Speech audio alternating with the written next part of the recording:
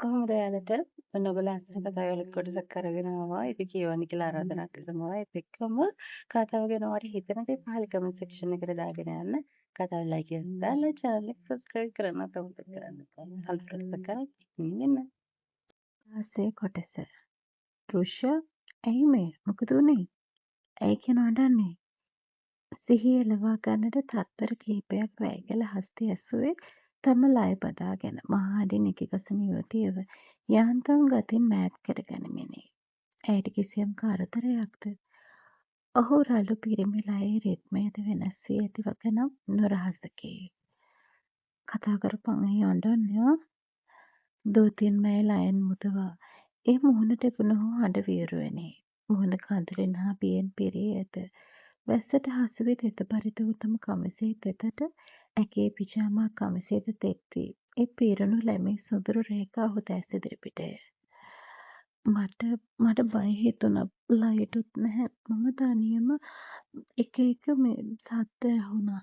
ඇයි කියන්නේ කිකිසමින් වචන කඩමිනි. ඔහුට සැනසුම් සුසුමක් හෙළුණද නැවතත් මහහඬින් පුපුරා ගිය අකුණු සරට ලයෙන් ඈත් කළ යුවතිය ඔහු හුස්මට ගොළි වී සිටියේ.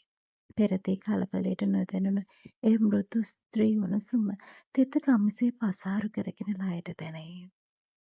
පිස්සුද තමුන්ට? මම බය වුණා මොකක් හරි කරදරයක් කියලා. බලන ඇඳුමුත් එමාගෙන මේ හොල්මන් නෑ. අනේ මන්ද මට හිතෙනවා තමුන් අත උස්සන ඩීජේ කෙනෙක් කියලා කියලාමයි. ඕක මාරු කරන් කන්නේනවා.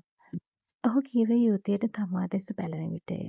ක්ෂණිකව රතු ඇය අනෙක් පස හැරුණේ දෝතින්ම ලය වසා ගනිමිනි. පිරුණු නෙළුමන් පිපුතුණු තුඩක ඔහු නෙතට හසු වූයේ ඒ පිරිමි හැඟුම් සිත පුරා පිරී ඇතිය. ඇය අති සුන්දර යුවතියකි. මෙවන් සීත රැයක යුවතියෙක් එසේ තුරුළුව සිටීමම හාදුවක් හෝ නොදී ඉවසන්නේ කවුරුන්ද?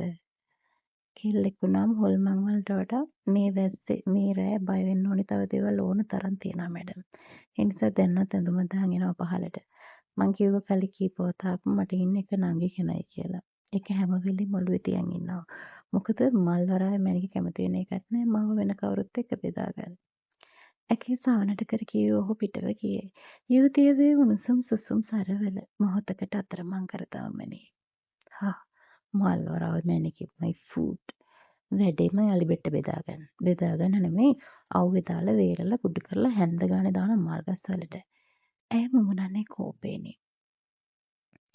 කරන්න පුළුවන් දෙයක් කිව්වනම් හොඳයි නේද මැඩම්? සේට්ටම කලින් කාලා ඉන්නකො කෑම සීතල වෙනවා. අනික කිව්ව ටික කරන්න කාලා බීලා හයිය තියෙන්නත් එපා. හස්තිකේ හඬට ඇයි බිය වූයේ ඔහු නැවත පැමිණී කෙසේදැයි කියාය. නමුත් තමා ඔහු මත්තට පනින විට හදිසියේ පසෙක මේසයට අතහැරී ඔහුගේ දුරකථනය රැගෙන යන්නට ඔහු නැවත පැමිණ තිබුණේ. වේලපු අලිබෙට්ට පිඟානකට දාන් හැන්දෙන් අනන් කාපන් දෘශ්‍ය. ෂි උඹේ වෙලා නම් අන්තිමයි පුතේ. ග්‍රහය නීච වෙලා පච වෙලා දැන් උන් හොම්බෙන්ද කොහෙද යන්නේ?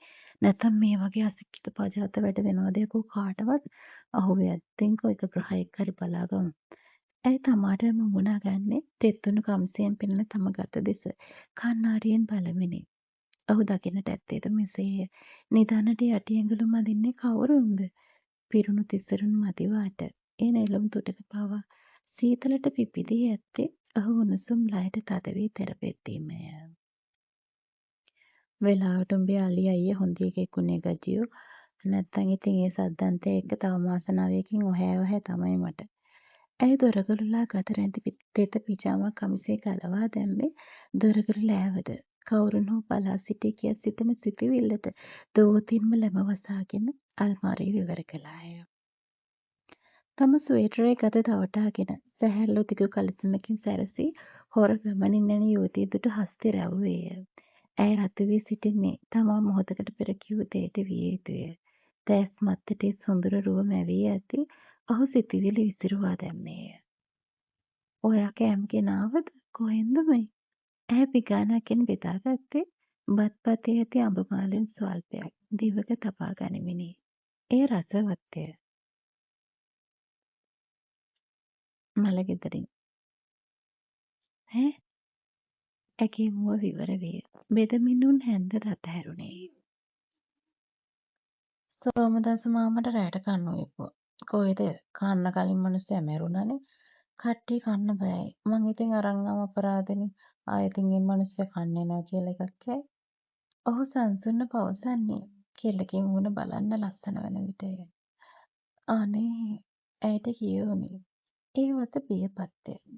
කනවා බොරුවට කිව්වේ තමුසේදවද මට පිස්සු කියලා මලකෙවල වලින් කෑම ගන්න. එහෙනම් කොහෙන්ද මේ? කඩෙන් ගෙනාවේ දැන්වත් කනවා. තමුසේගේ ගෝලෙක් මේ අවල තමයි ගෙන්න ගත්තේ. ඔහු කිව්වේ අය රවද්දිය. පාන්දර හොරෝපතාන යන්න ඕනේ. අද අවසන් කටයුතු නේද? ඉවර වෙලා එනවද? සියල්ලටම කට ඉස්සර වේ. ඔහු දැස් බැල්ම ඇය වෙත විසිවුනේ. හත්දවසටත් ඉඳලා එන්නේ. එක්සෑම් ඉවරනේ. ඉතින් ලය දැවෙයි. තමා මේ බලව්වේ තනි වී හිටිද? ඇයට කෙළ පිටක් කිලුනේ. දොරවල් හොඳට වහන් ඉන්නවා. රෑ යන්න හිටියේ මං. දැන් පාන්දරම යනවා. මල්වරා මැණිකෙත් යන නිසා රෑ ගිහින් කෙල්ල නිදි මරද්දි පවුනේ. ඔහු කිව්වේ සඟවාගත් සිනාවකිනේ. යුවතියගේ මුහුණ අඳුරු වලාවකින් වැසී ගිය ක්ෂණිකවයි. ඉතින් ඇය මුවින් නොකිය නම් බොහෝ දේ. ඒ මුහුණෙන් සඟවන්නට නොහැක. ඔහු රෑය නොඑන්නේ ඇත්තනම් තමාගේ වියපත් වීම බව ඇය සිහිනකින් හෝ නොසිතුවාය.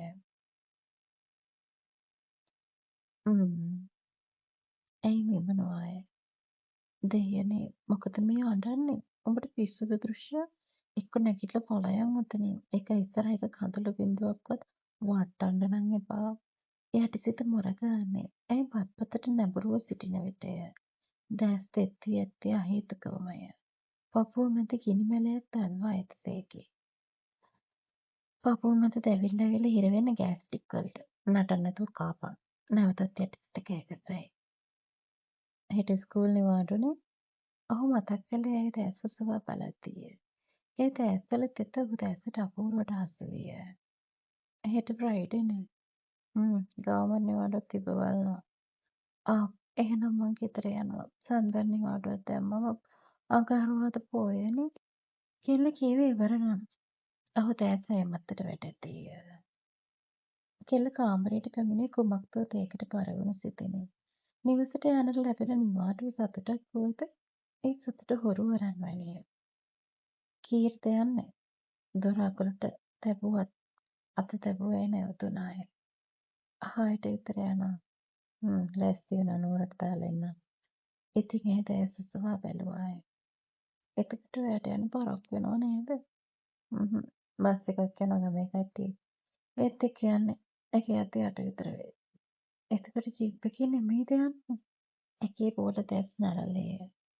නෑ. ඒකේ ගියොත් මල හොල්මන් දෙකක් දාන් යන්න වෙනවා. ඒ හින්දා කට්ටිය එක බස් එකේම යනවා.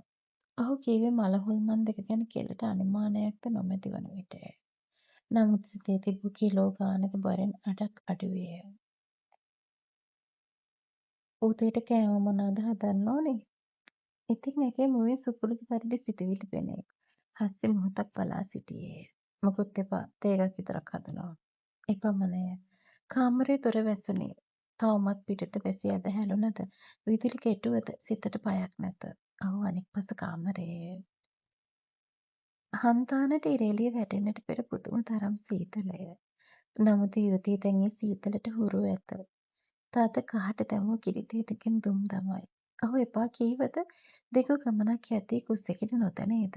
තමාට නම් වස්ත්‍රයට කිසිවක් ගෙනවිත් කා හැක. නමුතු මේ ආඩම්බරකාර ඇත්වැටියා නම් මළගෙදරට යන්නතුරු වතුර උගුරක් හෝ නොබොනු ඇත. ඒ නිසාම කිරිතේ දෙක අසල පිඟානේ ලූණු මිරිස් දමා සැකසූ පොල් රොටි 3ක් සහ උම්බලකඩේ හමින් දැමූ සෑදූ කට දන කට්ට සම්බෝලයකි. අයියේ පළමු තට්ටුවෙන්ම දොර විවර විය. හුස්ම සිර විය. වැලමිටට අත් නැවූ සුදු කමිසයට උදුර පැහැ කලිසමක් හැඳි ඔහු අල්ලා මිරිකා දමන්නට කෙල්ලට දිවියේ පළමු වරට සිතුනේ. එක් අඩවසම් පිරිමියා එතරම්ම ආකර්ශනීය නොවේද?